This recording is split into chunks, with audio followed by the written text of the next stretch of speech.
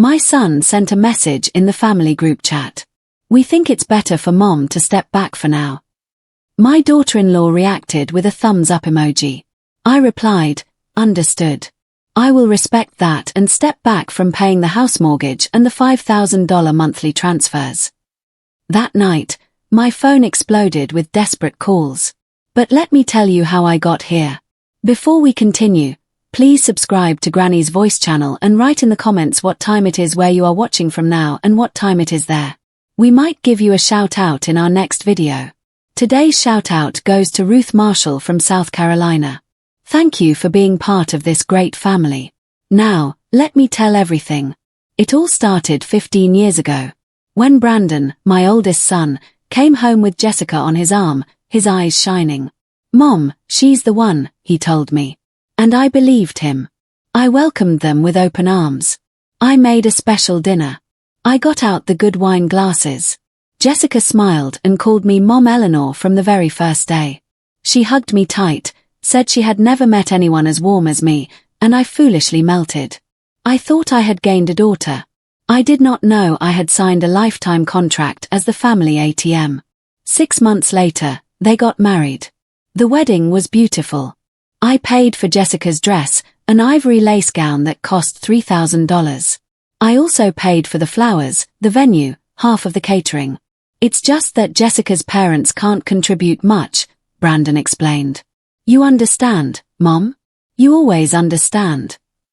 And yes, I always understood. I always said yes. I always opened my wallet because that is what mothers do, right? Sacrifice, give, support, even when no one is supporting you. A year later, the issue of the house came up. Mom, we found the perfect house, Brandon told me on the phone. His voice was excited, almost childish. But we need help with the down payment. The banks want 20% and we just do not have it. I had just sold the condo my husband and I bought when we were young. The money was just sitting there, saved. It was my security, my nest egg for old age. But Brandon was my son and Jessica was pregnant. They were going to have a baby. My first grandchild. How could I say no? I gave them $40,000 for the down payment. My entire reserve. Everything I had saved over 30 years of marriage. We'll pay you back, Mom, Brandon promised. As soon as we're on our feet. Jessica hugged me, crying. You're an angel, Mom Eleanor. I do not know what we'd do without you. I felt good, useful, needed. I did not know I had just bought my own ticket to hell. But it did not end there. 2 months later, Brandon came back. Mom, the mortgage is higher than we thought. With the baby on the way and all the expenses, we can't make it. Could you help us just for the first few months? Just until Jessica goes back to work after the baby is born. I worked as a freelance accountant. I made good money. I was not rich, but I was comfortable. And they were my children, my blood, my future. I agreed to pay $1,200 a month for the mortgage. Just for the first few months, I repeated. Brandon nodded. Just the first few months, Mom. The first few months turned into years. 5 years of paying the mortgage on a house I did not live in, where I was barely invited, where there was always an excuse for me to visit another day. Oh, the baby is sick. We have plans. Jessica needs to rest. But when they needed money, there I was. Always available, always ready, always the savior. And then there was Rachel, my younger daughter, married to Derek. They needed help, too. The kitchen was old, $3,000 to remodel it. Derek wanted to take a programming boot camp, $2,500. The kids needed tutoring, $500 a month. Mom, can you help? Rachel would say, we'll pay you back as soon as things get better. Things never got better. The requests never ended. And I never said no. Until one day, I saw myself in the mirror, 72 years old, tired, with wrinkles I did not have 5 years ago, with a body that ached from working so hard to support other people's lives. And I asked myself, when was the last time someone asked me how I was? When was the last time I got a hug that was not followed by a request? When did I stop being Eleanor and become just Mom the ATM? I decided to speak up. It was July. It was hot. We were at my house. Brandon, Jessica, Rachel, Derek, and the grandkids. A family dinner. I had cooked everything as always. Pot roast, mashed potato, apple pie. I poured the wine. I waited for the right moment. Kids, I said softly, I need to talk to you about something important. Everyone looked at me. Brandon with a raised eyebrow. Jessica with her fork halfway to her mouth. I think it's time for you to start becoming more financially independent. You both have good jobs. You've been stable for years. Maybe it's time for me to take a step back. The silence was brutal, as if I had confessed to a crime. Brandon put his glass down on the table with a thud. What does that mean, Mom? His tone was cold, accusatory. It means I need to think about my future, too, I replied. I'm 72 years old. I'm not going to work forever, and you're not children anymore. You can handle this on your own. Jessica let out a short, bitter laugh. So now you're tired of helping us after everything we've done for you? I froze. Everything they had done for me. When? Where? Rachel jumped in. Mom, you can't just cut us off like that. We have expenses, obligations. We count on you. Count on me. That phrase. As if I were a utility, an app, a renewable resource. I did not say I'd cut you off, I explained. I'm just saying we need to make a plan for you to become self-sufficient. Derek shook his head. This is very selfish of you, Eleanor. Selfish. That word landed like a stone in my stomach. 15 years of giving everything, sacrificing everything, and now I was selfish for wanting to breathe. Brandon stood up from the table. I think you're changing, Mom. You're not the same. Jessica nodded. It's true. You're becoming bitter, negative. It's not healthy. The dinner ended in tension. They left early without helping to clean up, without a proper goodbye. I was left alone, surrounded by dirty dishes and a silence that hurt more than any shout. I did not sleep that night. I tossed and turned, wondering if I had done the wrong thing, if I really was becoming selfish, if it was my duty to keep giving until I was empty. The next few days were strange. Brandon did not answer my calls. Rachel replied with short, cold texts. I'm busy, Mom. Talk later. As if I were a nuisance, as if asking for a little consideration had turned me into the enemy. I tried to explain. I sent long messages. I called. I insisted. Nothing worked. The ice between us grew thicker every day. And I started to feel something I had never felt with my children. Fear. Fear of losing them. Fear of being alone. Fear that my honesty had broken something irreparable. A week later, I got a call from Jessica. Mom, Eleanor, we need to talk. Her voice was serious, formal, like she was in a business meeting. Of course, tell me, I replied. My heart was pounding. Maybe they had reflected. Maybe they understood my point. Brandon and I have been talking. We think you've been very negative lately. Your comments about money made us feel bad, as if everything you did for us was a burden. I gripped the phone. Jessica, I never said that. I just asked that we think about the future. She sighed. That condescending sigh people use when they think they're right. The problem is your energy, Mom, Eleanor. The kids feel it. We feel it. We do not want that negativity around our family. I hung up. My hands were shaking. Negativity. Toxic energy. Those modern words people use to label anyone who is inconvenient. I who had given 15 years of my life. I who had sacrificed my savings, my dreams, my peace of mind. Now I was the toxic one, the negative one, the one who was not wanted. 2 days later it got worse. Rachel invited me to grab coffee. I thought it was a peace offering. I arrived at the coffee shop hopeful. She was already sitting there, phone in hand. She did not even look up when I sat down. Hi honey, I said. She nodded.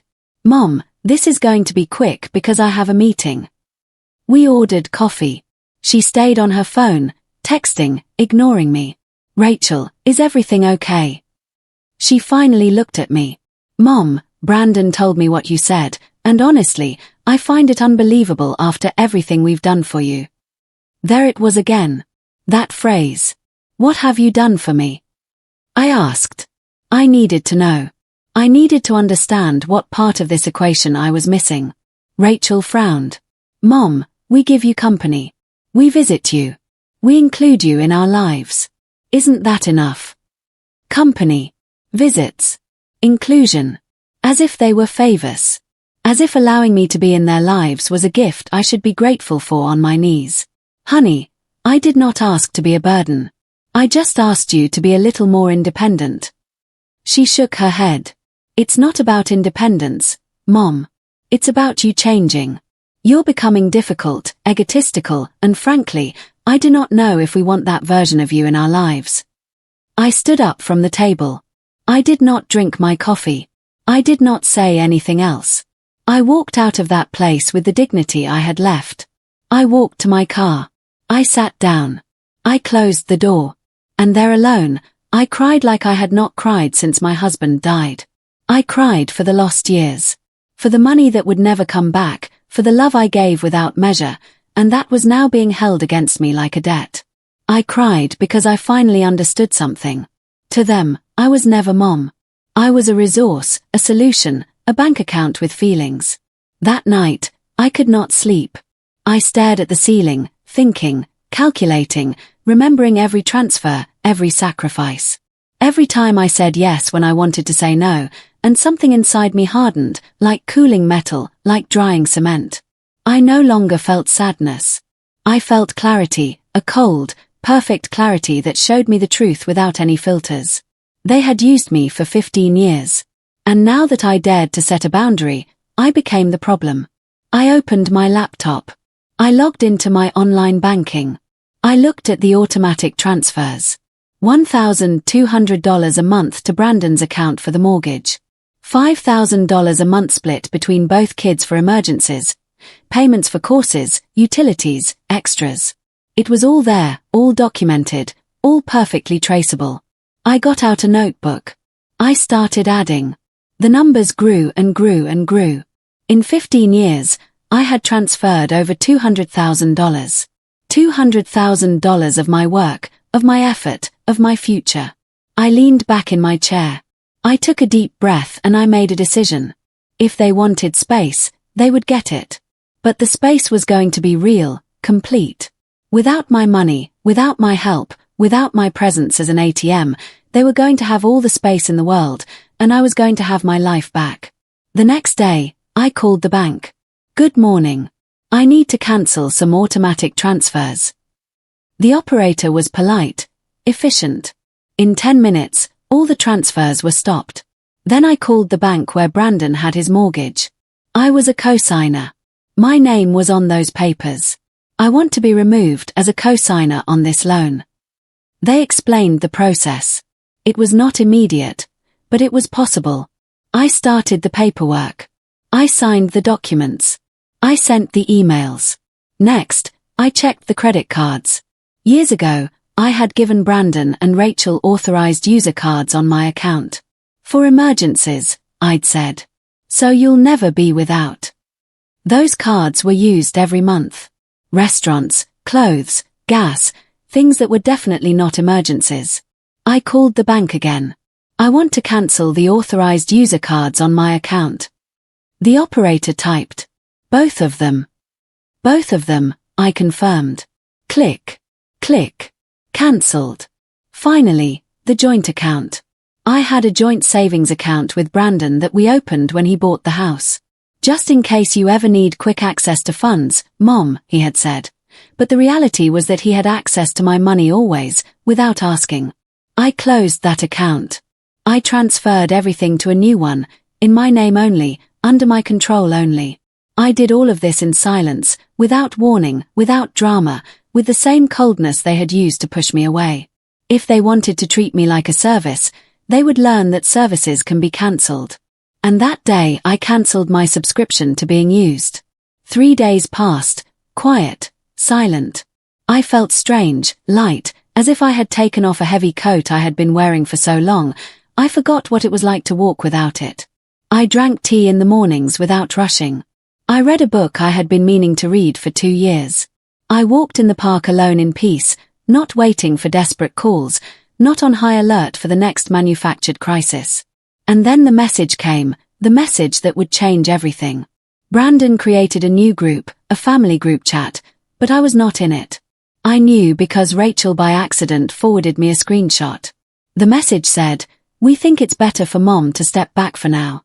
We need space as a family to heal." And underneath the emoji, green, bright, Jessica's thumbs up, approving my expulsion, celebrating my absence. I stared at that screenshot for minutes that felt like hours. The letters did not change. The thumb was still there, green, approving, celebrating, as if my exclusion was a family achievement. As if getting rid of me was a cause for celebration. I read the message over and over, looking for something, a doubt, a crack, a sign that someone had said no, that someone had defended me, but there was nothing, only complicit silence, only that green thumb shining in my face like a final insult. Rachel had sent me the screenshot by mistake. That was clear from the message that arrived 30 seconds later. "Mom, sorry that wasn't for you. Please forget it." Forget it. As if it were that simple. As if I could erase the image of my own children throwing me out of their lives. My fingers flew across the keyboard. I did not think. I just wrote. Understood. I will respect that and step back from paying the house mortgage and the $5,000 monthly transfers. Enter. Sent to the original group. The group I was still in. The silence that followed was absolute. I could picture them. Brandon staring at his phone, his eyes wide. Jessica holding her breath. Rachel rereading the message, trying to understand if it was real. Derek asking what was happening. All of them in shock because none of them thought I would have the courage. None of them believed that sweet Mom Eleanor could bite back. But I just had. And the bite was deep. I turned off my phone. I left it on the table face down. I did not want to see the replies. Not yet. I needed this moment, this silence, this calm before the storm I knew was coming. I poured myself a glass of wine, something I rarely did. I sat in the armchair by the window, the same one my husband used to sit in to read the paper every Sunday. And for the first time in 15 years, I felt something like freedom. Heavy, painful, but real. The glass trembled in my hand, not from fear. It was adrenaline. It was power. It was the feeling of having reclaimed something I thought was lost forever. My voice. For so many years, I had spoken in whispers, apologizing for existing, for needing, for wanting something for myself. And now, I had shouted in silence with 19 words that were worth more than $200,000. I had shouted, I matter, too. I exist, too. And my existence is not reduced to what I can give. I looked at the dark phone. I knew what was coming. I knew that at any moment the calls would start, the messages, the pleas, the accusations. But for now, in this perfect instant, there was only silence, and the silence was mine. I finished the wine slowly, savoring every sip, savoring every second of this new version of me I was just getting to know. 2 hours later, I turned on the phone and it was like opening a floodgate. 23 missed calls, 42 messages, voicemails, long texts, desperate emojis, all from Brandon, from Jessica, from Rachel, from Derek, even one from Lauren, Jessica's sister, who had never written to me before. All wanting to explain, all wanting to fix it, all panicking because the money faucet had been turned off. I started to read. Brandon first.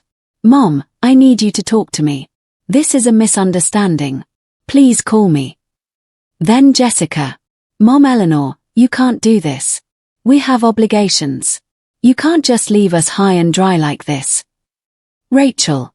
Mom, please understand that message was a mistake. It wasn't meant to be seen like that.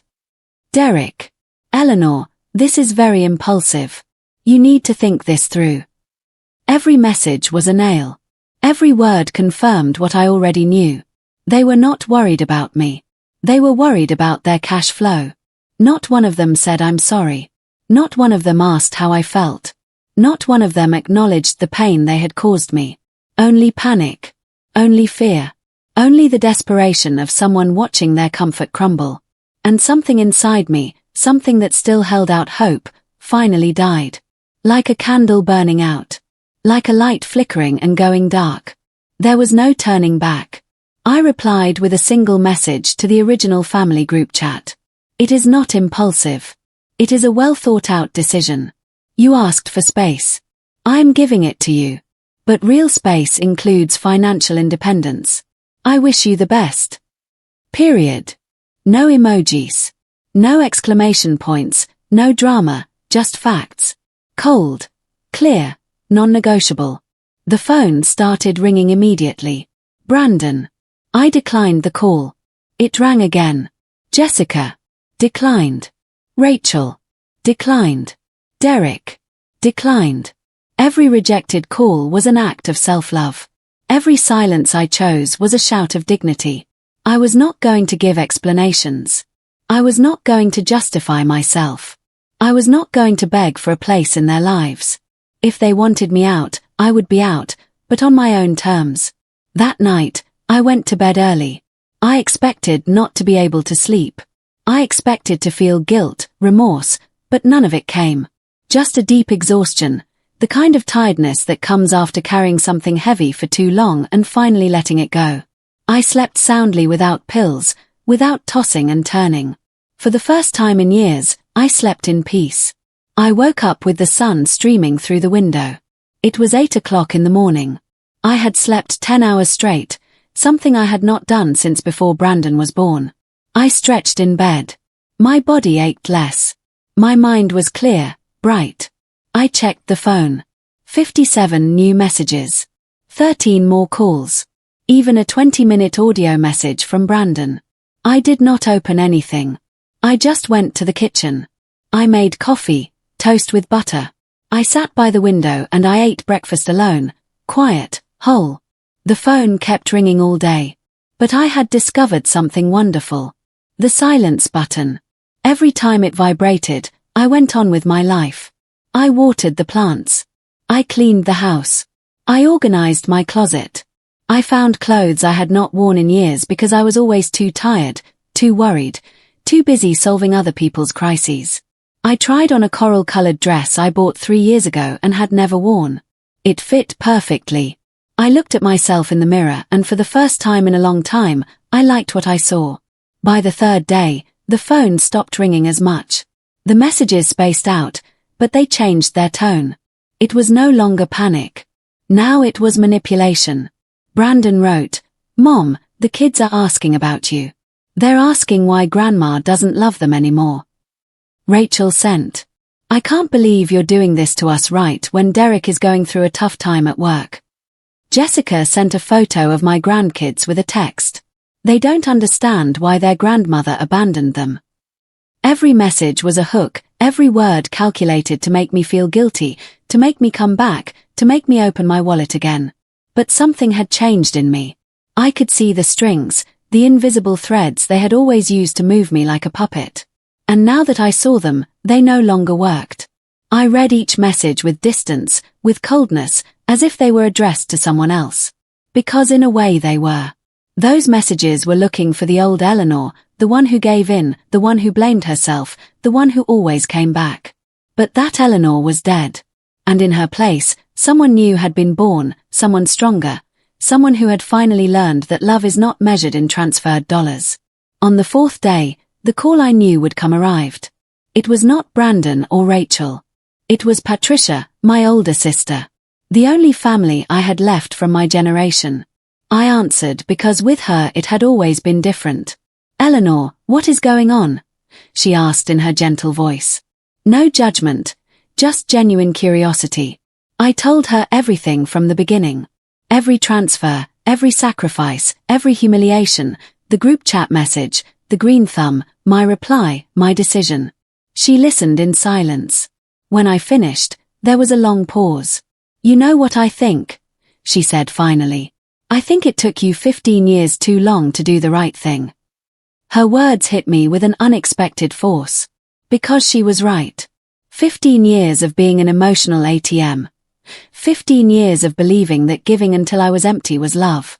15 years of confusing sacrifice with self-worth. Eleanor, listen to me, Patricia continued. What you did was not cruelty. It was justice. And if they can't see that, it's because they never saw you. They only saw what you could give them. We hung up half an hour later. I was crying, but not from sadness. It was relief. It was validation. It was the confirmation that I was not crazy, that I was not the monster they wanted to paint me as. That night, I sat down with all the bank statements from the last 15 years. I had saved them. All of them. Every transfer, every payment, every receipt. I printed them out. I organized them by year, by child, by category. When I finished, I had a stack of papers 8 inches high. 8 inches of evidence, of sacrifice, of unrequited love. I looked at them and felt something strange. It was not pride. It was not shame. It was clarity.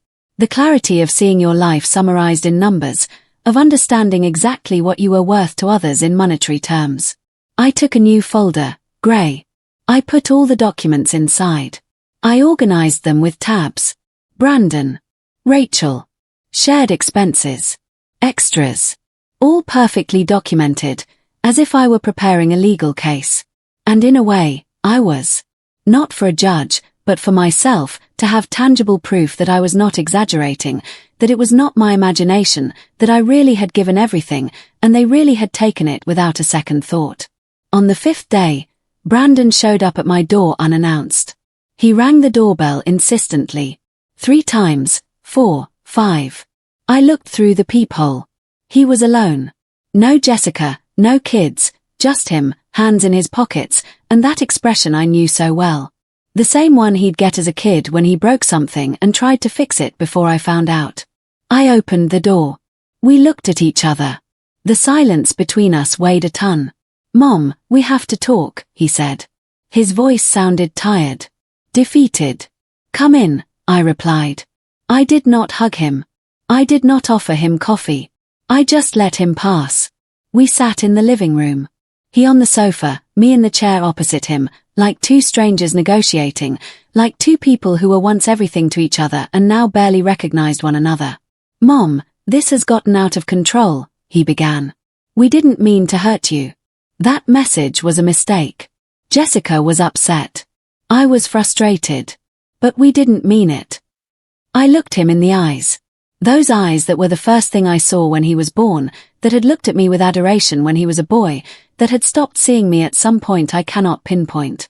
You didn't mean it, I repeated. Brandon, you kicked me out of a family group chat. You told me to step back and your wife celebrated it with an emoji. What part of that did you not mean? He shifted uncomfortably. It's just that you started all this with that talk about not helping us anymore. You made us feel like we were a burden to you. There it was, the perfect reversal. The victim turned into the villain. Brandon, I said with a calm I did not know I possessed. In 15 years, I have given you over $200,000. I have paid your mortgage for 5 years. I have transferred $5,000 a month. I have covered emergencies that were not emergencies. And when I asked for a little independence from you, I became the bad guy. Don't you see something wrong with that? He shook his head. It's not just the money, Mom. It's that you changed. You became different, colder, more distant. I laughed. A short, bitter laugh that escaped without permission. I became different because I got tired, son. I got tired of giving and giving and giving without so much as a sincere thank you. I got tired of being seen as a solution instead of a person. I got tired of existing only to serve. Brandon leaned forward, his hands clasped. Mom, I understand you're upset, but you can't just cut us off like this. We have obligations. The mortgage, the kids' expenses. Things don't work without your help. And there it was, the naked truth. Brutal, honest. He was not there because he missed me. He was not there because he cared about my pain. He was there because his financial world was collapsing. Because without me, the numbers did not add up. Because he needed me. But not as a mother. As a bank. Brandon, I said, standing up. You are adults with jobs, with incomes. If you can't pay your mortgage without me, then you bought a house you couldn't afford. And that is not my problem. It's yours. He stood up too, his face red. Are you really going to do this? You're just going to leave us like this? Your own children, your grandkids. I walked to the door. I opened it. I'm not leaving you, Brandon. I'm freeing you. And I'm freeing myself. You are going to learn to stand on your own 2 feet, and I'm going to learn to live without carrying other people's worlds on my back.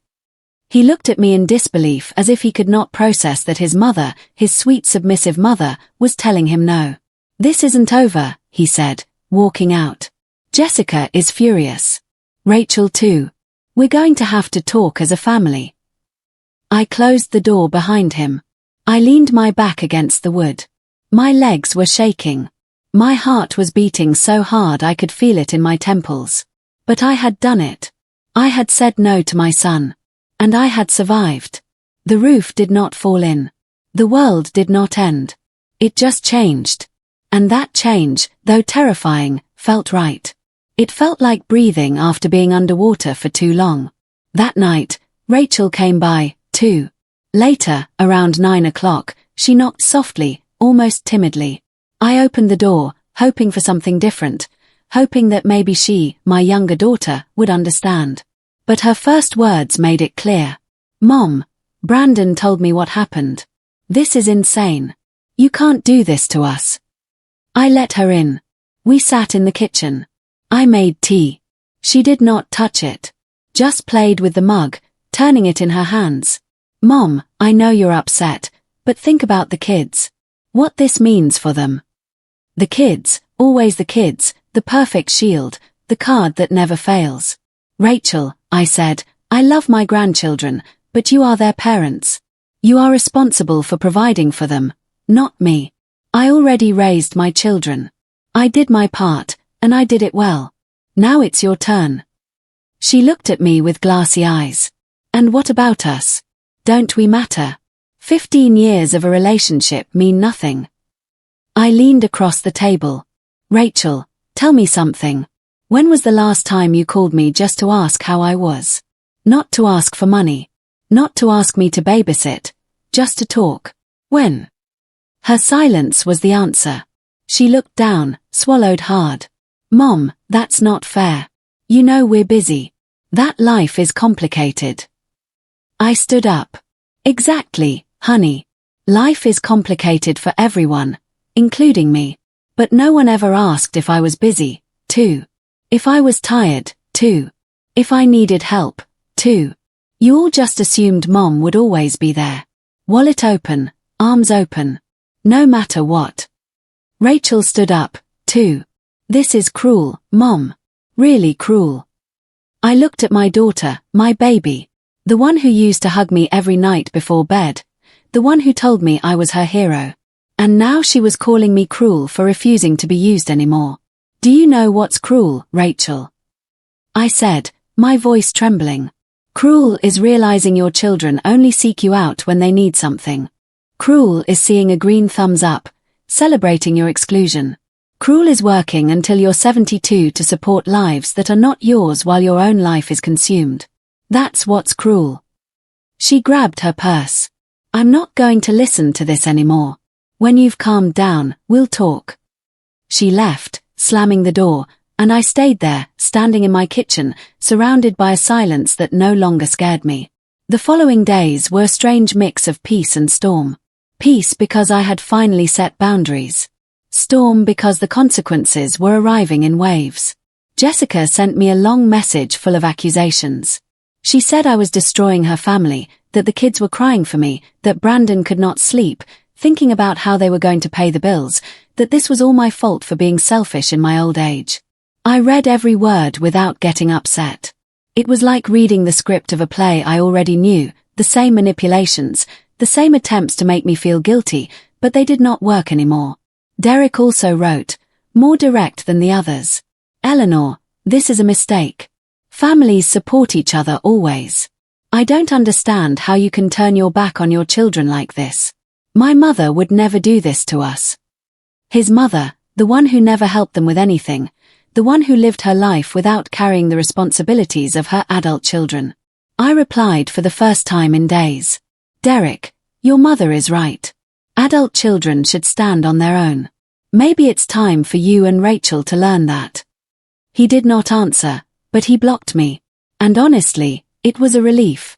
A week later, I received an unexpected call. It was from Richard, my neighbor for 20 years, a widower like me. Always kind, always respectful.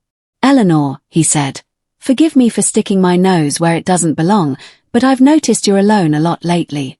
Is everything all right? I was surprised by his call. For years, we had only waved from a distance. It's a long story, Richard, I replied.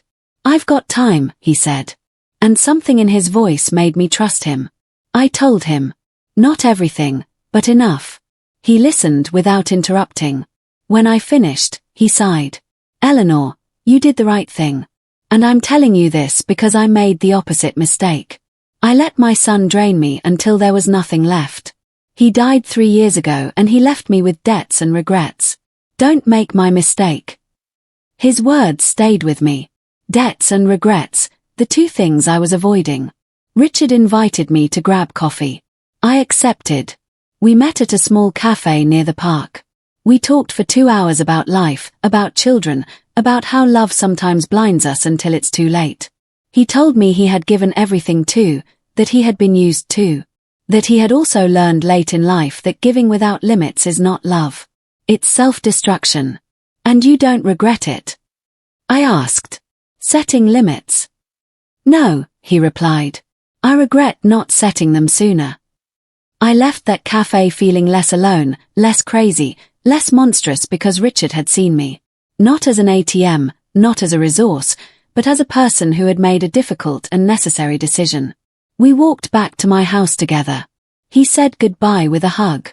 The first sincere hug I had received in months, a hug that asked for nothing. That only gave. And I realized something. I had been so busy giving that I had forgotten what it felt to receive. 2 weeks after my decision, the family meeting arrived. Brandon organized it. He sent me a formal message, almost like a legal summons. Mom, we need to talk all together. Saturday at 4 o'clock at your house. It's important. I did not ask questions. I just replied, okay. I spent the days before preparing. Not emotionally. That was already settled. I prepared with evidence. I took out the grey folder. I reviewed every document, every receipt, every transfer. If they wanted a family meeting, they would get one. But on my terms. Saturday arrived at 4 o'clock sharp. The doorbell rang. I opened it. They were all there. Brandon and Jessica, Rachel and Derek, even Lauren, Jessica's sister, who had never been to my house, a full audience. They entered in silence. They sat in the living room, everyone looking at me as if I were the one on trial and they were the jury. Brandon spoke first. Mom, this situation has become unsustainable. Jessica and I have spoken with Rachel and Derek, and we think you need to understand the damage you're causing.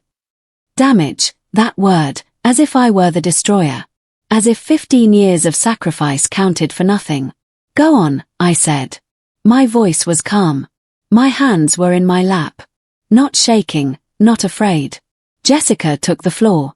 Eleanor, we understand you're upset. But a family doesn't work this way. You can't just cut everything off because you had a bad day. The kids are asking for you. They want their grandmother, but you're turning your back on them. The kids again. The perfect shield. May I speak now? I asked. They all nodded as if they were giving me permission in my own home. I stood up. I went to my room. I got the grey folder. I returned to the living room. I placed it on the coffee table with a soft but firm sound. What is that? Rachel asked. This. I replied, opening the folder. This is every transfer I've made in 15 years. Every payment, every help, every emergency, all documented, all proven, all right here. I took out the papers. I laid them out in order on the table, like poker cards, like evidence in a trial. Brandon, I said, looking directly at him. Here is the receipt for the $40,000 I gave you for the down payment on your house. Here are the monthly payments of $1,200 for 5 years. That's $72,000. Here are the monthly transfers of $2,500. $180,000 in 6 years. I picked up other papers. Rachel, here is the payment for your kitchen remodel, $3,000. Derek's boot camp, $2,500. The kids' tutoring, $36,000 accumulated. I kept pulling out papers. Each one was a stab of truth. Extra expenses, birthdays, Christmases, medical emergencies that weren't so urgent, $37,000 more. I looked at all of them one by one. In total, in 15 years, I have given you $243,000. And that's not counting the meals I paid for, the gifts, the times I babysat for free while you went on vacation. The hours of my life I gave without expecting anything in return. The silence was thick, heavy. No one would look me in the eye. They only looked at the papers, at the evidence of their dependency. And when I asked for a little independence from you, I continued, you called me selfish, negative, toxic. You kicked me out of a group chat, and you asked me to step back. I closed the folder. Well, here I am stepping back just as you asked, but with my money. Because it turns out the space you wanted included my absence, but it did not include the absence of my wallet. And that is over. Brandon tried to speak. Mom, we never, I cut him off. Something I had never done. Yes, Brandon, you did. And now you're going to learn to live without using me. Jessica stood up. Her face was red. Her eyes filled with tears that did not move me. This is ridiculous. You're our mother. You're supposed to help us. That's what mothers are for. I laughed. A real liberating laugh. No, Jessica. Mothers are for raising their children. To teach them, to love them, not to support them for their entire lives. That's called parasitism. And I will no longer be the host. Rachel was crying silently. Derek was staring at the floor. Lauren, Jessica's sister, was looking at me with something resembling respect, as if she finally understood. Brandon stood up. His fists were clenched, not in violence, but in impotence.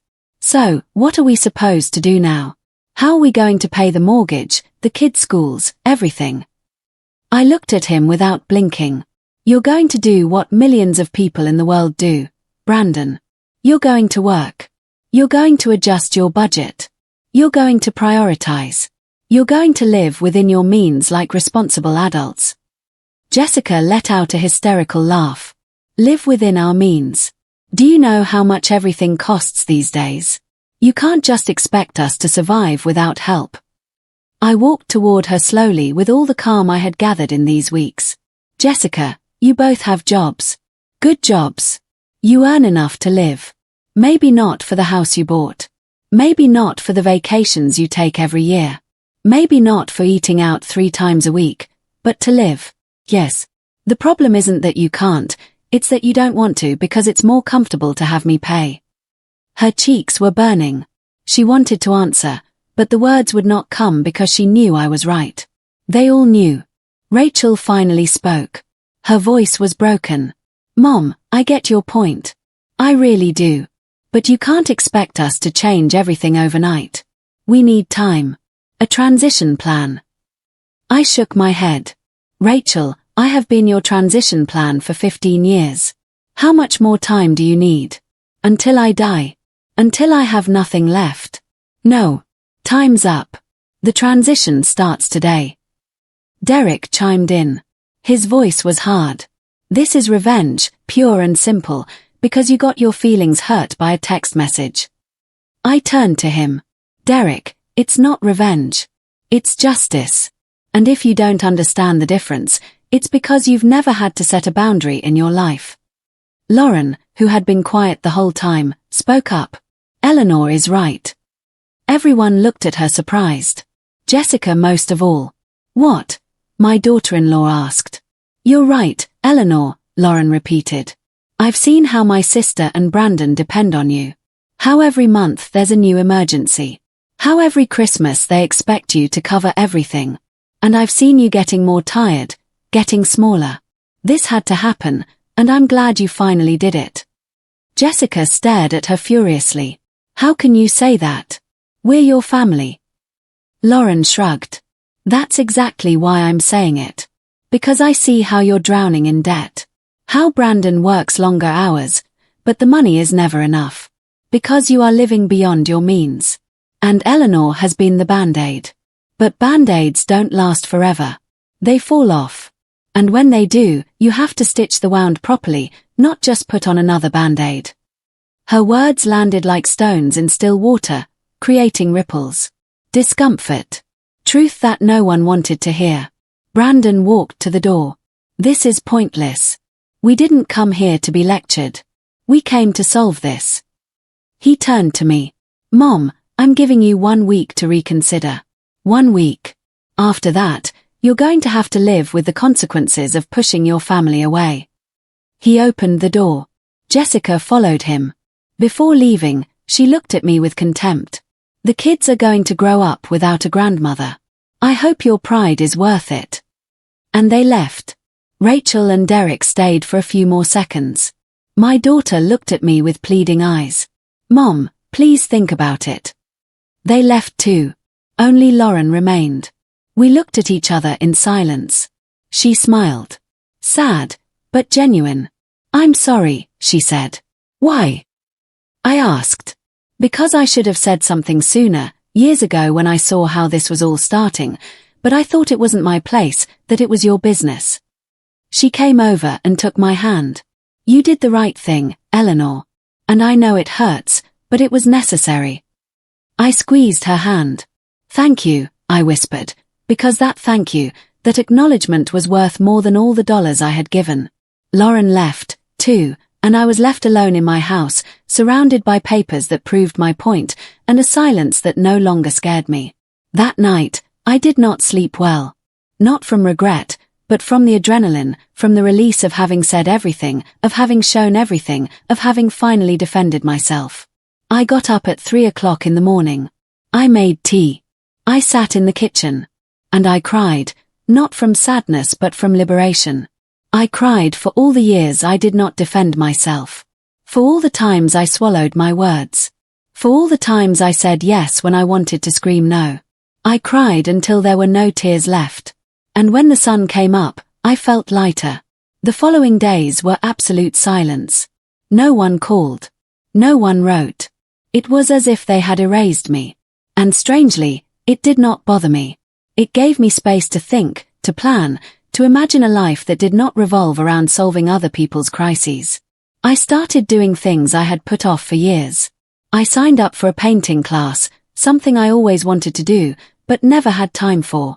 I went to the doctor for a full checkup, something I avoided because I was always busy with other people's problems. I called friends I had neglected and I discovered they were still there waiting for me. Richard and I started having coffee regularly, twice a week. Sometimes we talked about deep things. Other times we just laughed at silly stuff. He told me about his wife. I told him about my husband.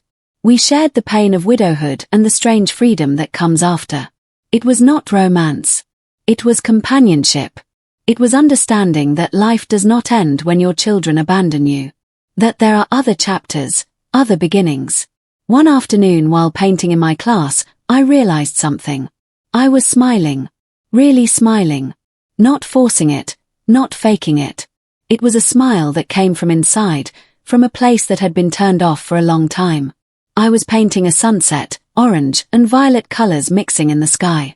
And I realized that's how I felt. Like a sunset, not like an ending, but like a beautiful transition between two stages. The darkness would come. But first, this golden light, this peace, this moment. The week Brandon had given me passed. There was no call, no message, just silence. And I understood that this silence was their answer, their way of punishing me, of making me feel guilty. But it did not work anymore. The silence that used to terrify me now brought me peace because it was silence without demands, without manufactured emergencies, without requests disguised as love. It was just silence. Patricia came to visit. She brought wine, cheese, bread. We sat on my small balcony, watching the city light up as evening fell. "How do you feel?" she asked. I thought about my answer, really thought about it. "I feel free," I said finally. "For the first time in 15 years, I feel like my life belongs to me." She nodded. "And you miss them?" I took a sip of wine. "I miss who I thought they were. I miss the idea of them, but I don't miss the weight. I don't miss the pain. I don't miss feeling used." Patricia raised her glass. "To freedom, even when it hurts." We clinked glasses, and in that crystal clear sound there was something definitive, like a door closing, like a chapter ending. We talked until it got dark about life, about decisions, about how sometimes loving means letting go. She told me she had also had to set boundaries with her children, that they had called her selfish too, that she had doubted herself too. "And now?" I asked. "Now I have a real relationship with them," she replied. "Based on respect, not convenience. It took years, but it was worth it." Her words gave me hope. Maybe this was not the end. Maybe it was just the fire burning away the faucets so something real could grow. Or maybe it was the end. And that was okay, too, because I would keep existing. I would keep living. I would keep being Eleanor. Not Mom the ATM. Not Mom the savior. Just Eleanor. A 72-year-old woman who had finally learned that self-love is not selfishness, it's survival. 3 weeks after the family meeting, my phone rang. It was an unknown number. I hesitated before answering, but something told me to. "Eleanor?" asked a woman's voice. Young, nervous. "Yes. Who is this?" There was a pause. "It's Maya. My name is Maya. I'm Brandon's oldest daughter, your granddaughter." My heart stopped. Maya was 16 years old. The last time I saw her was 2 months ago at her birthday, where I gave her an envelope with $500 that she barely acknowledged. "Maya, are you okay?" I asked. "Yeah, Grandma. I needed to talk to you." Without my parents knowing. I sat down. My legs were shaking. "What's wrong, honey?" She took a deep breath. "Grandma, I know what happened.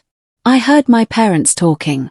Well, yelling about the money, about you, and I need you to know something. I don't agree with them." Her words hit me with an unexpected force. "What did you hear exactly?" I asked. "Everything. That you stopped giving them money. That Dad is desperate because he can't pay the mortgage without your help. That Mom says you're selfish, that they're thinking about selling the house. And Grandma, I think you're right."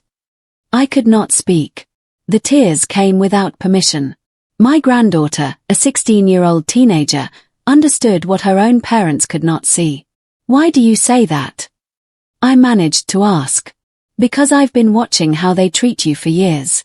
Every time you come over, they only talk about money, about problems, about things they need. They never ask how you are. They never really thank you. And I noticed, but I didn't know what to do. I thought that's just how families were. But now I understand that it's not, that it's wrong." I closed my eyes, listening to her voice. So mature, so clear. "Maya, I don't want you to get in trouble with your parents because of this." She laughed, a bitter laugh. "Grandma, I'm already in trouble because I told them they were wrong, that you're not the bad guy. And Mom grounded me. She took my phone. I'm calling you from a friend's phone." My heart broke a little more. "Honey, you didn't have to do that." "Yes, I did," she replied firmly. "Because someone has to tell you the truth, that you're not crazy, that you're not bad, that what you did was brave." We talked for an hour. Maya told me things I never knew. How Brandon and Jessica fought constantly about money. How they always expected me to solve everything. How even the kids had learned that Grandma was the one who paid for things. She told me that her younger brother, Ethan, who is 10, had said, "If Grandma doesn't give us money, what do we need her for?" And that no one corrected him. No one explained to him that you don't love people for what they give. You love them for who they are. That conversation changed something in me because it confirmed I was not imagining things, that the dynamic was real, and that even a teenager could see it clearly. After hanging up, I sat in the dark thinking. Maya had given me a gift, the gift of validation, of knowing I was not alone in my perception, that someone else saw the truth. And that truth, though painful, strengthened me because it meant my decision was not madness. It was sanity in a sick system. That night, I wrote a letter, not to send, just for me to organize my thoughts, to process everything I was going through. I wrote about love, about boundaries, about how sometimes the greatest act of love is saying no. I put it in an envelope with no address, just as a testament to this moment, to this transformation. A month after my decision, Rachel showed up alone, without Derek, without the kids. She rang the bell in the middle of the morning. I was having breakfast. I opened the door and saw her. She had dark circles under her eyes. She had lost weight. She looked tired. "Can I come in?" she asked in a small voice. I nodded. I made coffee. We sat in silence. She stared at her mug, turning it, not drinking. "Mom, I came to talk for real. Without Derek, without Brandon, just me." I looked at her waiting. "You were right," she said finally, her eyes filled with tears, "about everything. We've been leeches, ungrateful. And the worst part is we didn't even realize it." I let her continue. She needed to say it, to get it all out. "Derek and I did the math for betrayal. We saw how much you've given us, how many times you've been there, and we saw how many times we've been there for you. And the answer is almost never. We didn't call you on your birthday last year. We didn't go to the hospital when you had your gallbladder removed. We weren't there on the 5-year anniversary of Dad's death. We only showed up when we needed something." She was crying openly now. "And the worst part is we convinced the kids that this was normal, that Grandma existed to give, not to receive." I moved closer. I took her hand. "Rachel, I appreciate you seeing this. I really do. But you understand I can't go back to how things were, right?" She nodded. "I know. And I'm not here to ask you to. I'm here to apologize and to tell you we're going to be okay. Derek got a better job. We're going to move into a smaller apartment. We're going to adjust everything without your money because that's how it should be." Her words were like a balm. They did not heal everything, but they healed something. "And Brandon?" I asked. She shook her head. "Brandon is furious. So is Jessica. They don't want to admit anything. They're looking for loans, talking to banks, blaming you for everything." I sighed. "I can't control how they react, Rachel. I can only control my decisions." She squeezed my hand. "I know. And your decision was the right one. Even if it hurts me to admit it, even if it took me a month to see it, it was right." We hugged. And that hug was different. It had no hidden agenda. It had no price tag. It was just a hug from a daughter to a mother. Real, true, healing. When she left, I was left with a strange feeling. It was not complete joy, but it was not pain either. It was somewhere in between.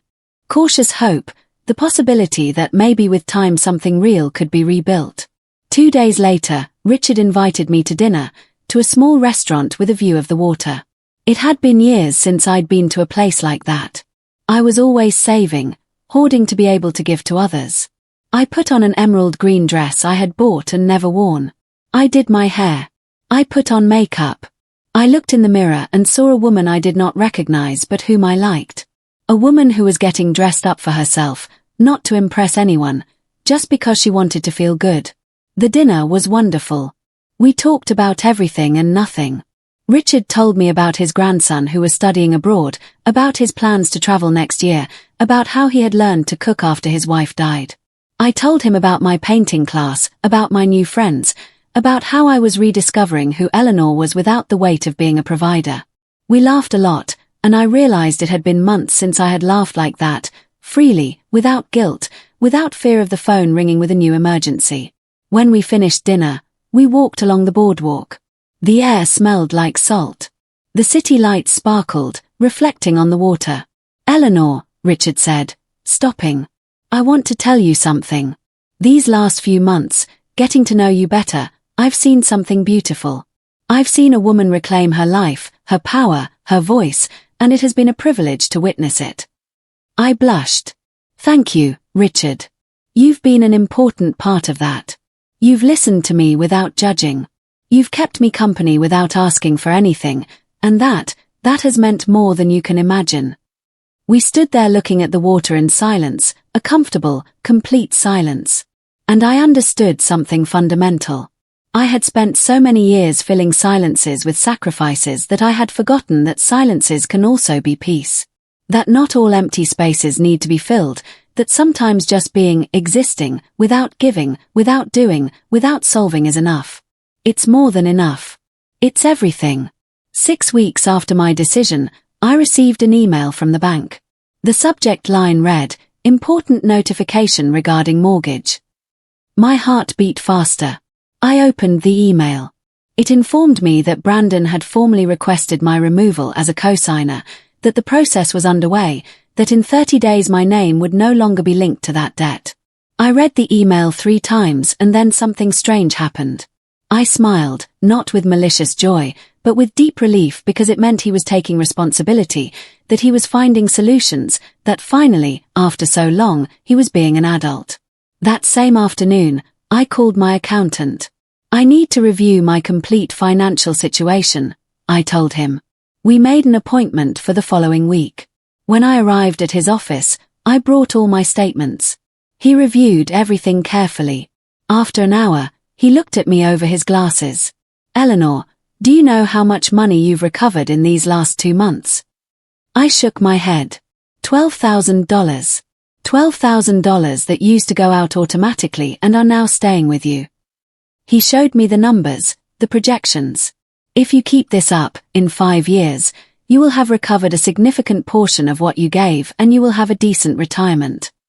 I left that office with something I had not felt in years, financial security. I was not rich, but I was not draining myself to support other people's lives either. I was stable, self-sufficient, free. That night, I calculated how many years each decision had cost me. The $40,000 for the down payment, 2 years of work. The $72,000 for the mortgage, 4 years. The monthly transfers, 6 years. In total, I had given away almost 12 years of my working life. 12 years I would never get back. But at least now they would stop multiplying. One morning while drinking coffee on the balcony, my phone rang. It was Maya again. "Grandma, can I come visit you today after school?" "Of course you can," I told her. At 4 o'clock in the afternoon, she arrived with her backpack, with her bright eyes. She came in and hugged me tight. "I missed you," she whispered. And I felt something inside melt. Because that hug asked for nothing. It only gave. I made hot chocolate. We sat in the living room.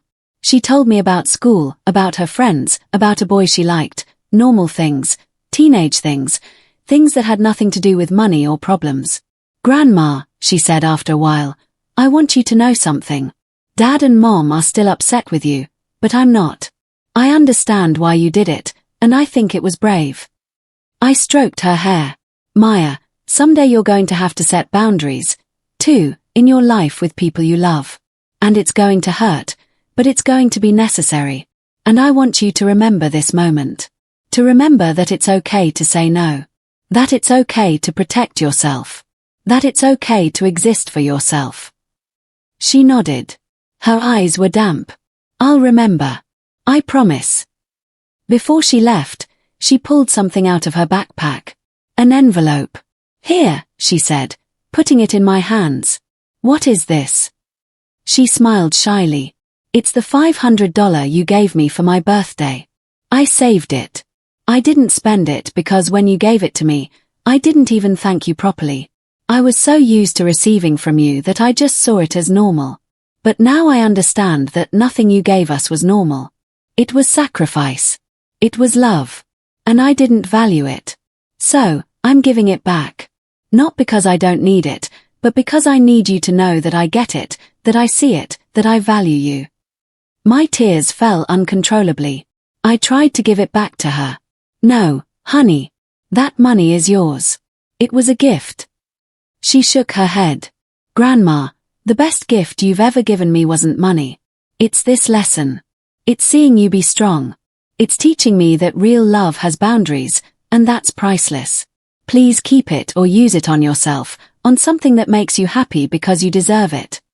I hugged her, crying.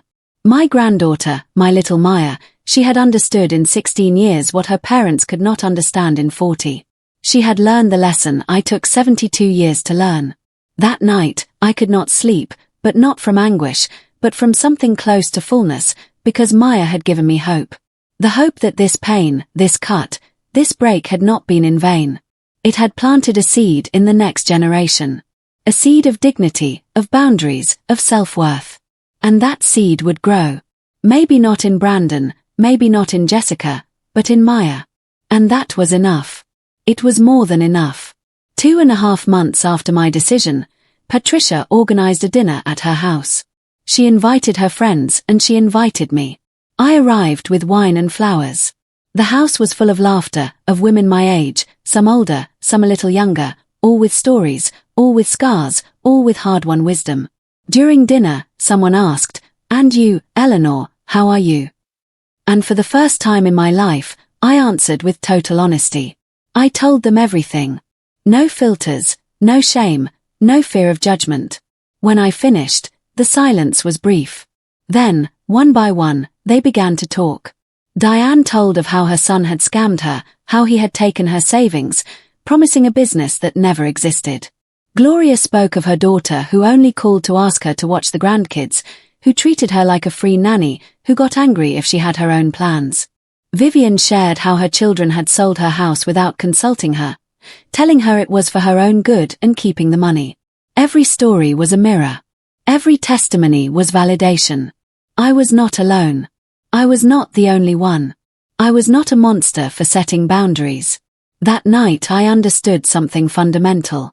The women of my generation, the mothers, the grandmothers, we have been trained to give until we disappear. To sacrifice ourselves until we are erased, to exist only in relation to others.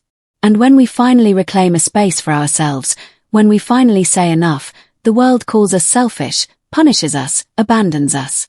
But the truth is different. The truth is that we have been exploited under the guise of love. And waking up from that exploitation, even though it hurts, even though it costs us, is the most revolutionary act we can commit. At the end of the night, Patricia raised her glass. To the women who learned to say no. To the mothers who reclaimed their lives. To the grandmothers who stopped being ATMs and became people again. To us, to Eleanor, to all of us. We toasted. And in that sound of clinking glasses, there was something sacred, something powerful. The sisterhood of women who refused to remain martyrs, who chose to live instead of just to serve, who understood that you cannot give from an empty well. I left that house feeling something new, community, belonging. Not with my blood family, but with my chosen family, with these women who understood me without explanations, who supported me without conditions, who celebrated my courage instead of punishing it. And I realized I had gained more than I had lost. I had lost children who used me. But I had gained friends who saw me. I had lost the illusion of a perfect family. But I had gained the reality of an authentic life. And that reality, though imperfect, was mine, completely mine. That night, before sleeping, I took out my journal, a new one I had bought the week before. Brown with blank pages waiting to be filled. I wrote on the first page, "Today, I begin my real life. Not the life others designed for me.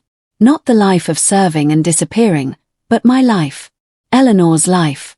A 72-year-old woman who finally learned that existing is enough. That I don't have to earn my place in the world by giving away pieces of myself. That I can just be and exist and live without apologizing, without giving explanations, without carrying other people's worlds on my back. This is not the end. It's the beginning. And for the first time in decades, I'm excited about what's next." 3 months after that message, after that green thumb, after that exclusion that became a liberation, I woke up with the sun streaming through the window. It was Saturday. Before, Saturdays meant calls, requests, manufactured emergencies. Now they meant silence, peace, time for me. I got up slowly, no rush. I made coffee, toast. I sat on the balcony and I breathed deep, full, free. The air tasted different. Or maybe it was me who had changed, who had learned to savor her life instead of just surviving it. My phone vibrated. A message from Rachel. Mom, the kids are asking about you. Can we visit tomorrow? No agenda, just to see you. I read the message 3 times looking for the catch, the hidden hook, but I could not find one. I replied, tomorrow is fine. At 3 o'clock. She replied with a heart emoji. Simple, no words. And that somehow said more than 1,000 apologies because I had learned that sometimes real love is quiet. It doesn't scream. It doesn't demand. It just shows up consistently, respectfully, with real presence. The next day, Rachel arrived with her children.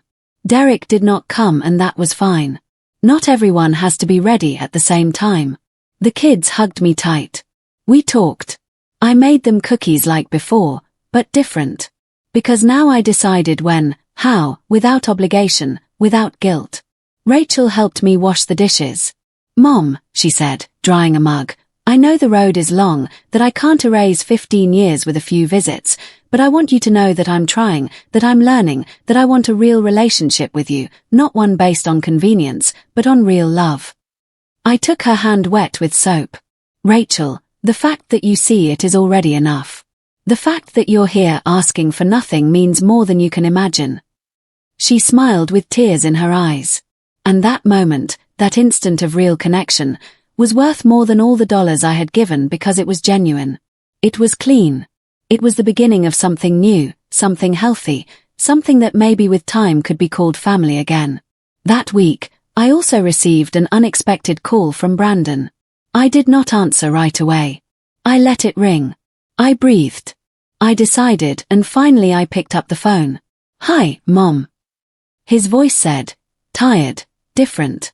Hello, Brandon. There was a long awkward silence. Mom, I need to tell you something. And it's not easy.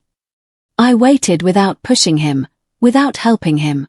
You were right about everything. Jessica and we've been going to therapy. And the therapist made us see things. Things we didn't want to see about how we treated you, about our dependency, about everything. His voice broke.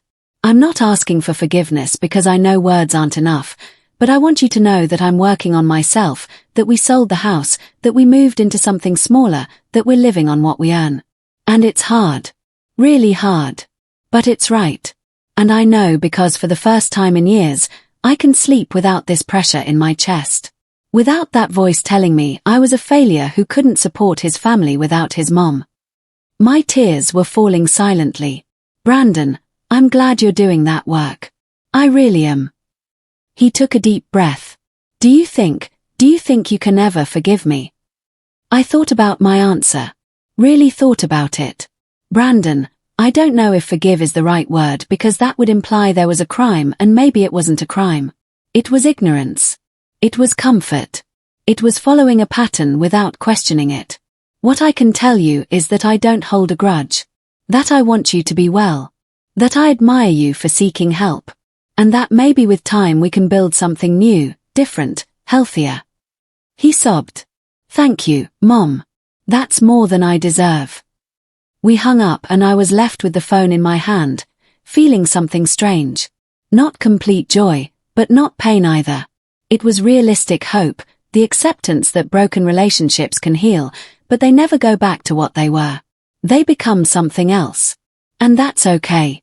4 months after my decision, Richard invited me on a trip. Nothing crazy, he said, laughing. Just a week at the beach. 2 old folks enjoying the sun and the sea. I accepted without hesitation. I had not been to the beach in 20 years. There was always a reason not to go. There was always someone who needed me. There was always something more important than me. But not anymore. Now I was the priority. We packed our bags. We took the bus. And during that week, I discovered something wonderful. I could still be happy. I could laugh until my stomach hurt. I could walk on the sand, feeling the water on my feet. I could watch the sunset without thinking about other people's problems. I could just exist, live, be. One night sitting on the hotel terrace with Richard, I looked at the stars. What are you thinking about? He asked. That I spent 72 years believing my worth was in what I could give, in what I could do for others. And it turns out my worth was always just in being me, in existing, in breathing, in taking up space without apologizing. Richard nodded. We all should learn that sooner. But maybe getting to this age with that lesson is the real gift, the prize for surviving. We toasted with cheap hotel wine. And that toast was sacred.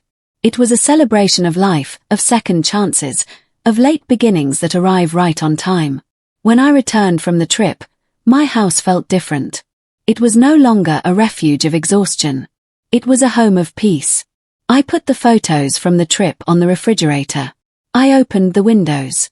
I put on music and I danced alone in my living room with no witnesses, no judgment, just me and my 72-year-old body moving with freedom, with joy, with life. Because I had finally understood that life is not about getting to the end having given everything. It's about getting there having lived everything. And I, after so many years of sleep, had finally woken up. Maya kept visiting me every week. Sometimes she brought her homework, other times she just wanted to talk. She became my connection to the future, my hope that things can change, that the next generation can learn from our mistakes. One day she told me, "Grandma, when I grow up, I want to be like you. Strong, brave, someone who respects herself." I hugged her, crying, "Honey, you already are all of those things. Just remember to never forget it. Never let anyone convince you that existing for yourself is selfish. It's survival. It's self-love. It's life." 6 months after that message, after that green thumb, after that exclusion that became a liberation, I sat down to write. Not for them, but for me to document this journey, this transformation, this death and rebirth. I wrote, "They called me selfish for wanting to live. They called me cruel for setting boundaries. They punished me with silence for daring to exist. But what they didn't understand is that their punishment was my gift. Their absence was my peace. Their rejection was my freedom." I wrote about the green thumb. About how one emoji can hold so much poison but can also be the catalyst for your awakening. I wrote about the $243,000. About how I bought my own slavery with the excuse of love. I wrote about Maya, about Rachel, about Brandon. About second chances that not everyone takes but some do. I wrote about Richard, about Patricia, about the women who held me up when my family let me go. About how blood family is assigned but chosen family is earned. And I wrote about me. About Eleanor, a woman who took 72 years to learn that she did not have to earn the right to exist, that her life belonged to her, that she could say no without explanation, that she could live without carrying other people's worlds, that she could just be. And that simple act of being was revolutionary. It was powerful. It was enough. I closed the notebook. I put it away. And I went out onto the balcony. The sun was setting, painting the sky in oranges and violets, like my painting from class, like my life now. A beautiful sunset between two stages. I was no longer afraid of the night to come because I had learned that after every night there comes a dawn, and I had dawned after years of darkness. I had finally dawned. I took a deep breath. The air entering my lungs clean, and I smiled not because everything was perfect but because I was finally okay with the imperfection, because I had learned the most important lesson. You cannot give from an empty well. And I, after so many years of being dry, was finally filling up. Drop by drop, decision by decision, boundary by boundary, I was filling up. And this time the water was just for me. A year had passed since the green thumb. Since the message. Since the decision that changed everything. I was sitting in my favorite chair, the one by the window, watching the morning light filter through the curtains. My phone buzzed. A message from Brandon. "Mom, Jessica, and I would like to invite you to dinner. At our new apartment. No expectations. Just dinner. Maya really wants you to come. So do we." I stared at the message for a long time. A year ago, this would have filled me with fear, with doubt, with that old instinct to say yes before I even thought about it. But now I felt something different. Calm. Clarity. The power to choose. I wrote back, "I would like that. What day?" Simple. Clean. No over-explaining. No guilt. Just a mother accepting an invitation from her son. Because I had learned that love with boundaries is still love. Maybe it's the only kind of love that lasts. The dinner was quiet. Awkward at first. But real. Brandon and Jessica's new apartment was smaller, modest. There were no expensive decorations, no pretense. Just a home. A real home. Built on what they could afford. Maya helped her mother in the kitchen. Ethan showed me a drawing he made at school. Brandon talked about his new budget plan, not asking for help, just sharing. Like an adult talking to another adult. And Jessica looked tired but different. Lighter. She apologized.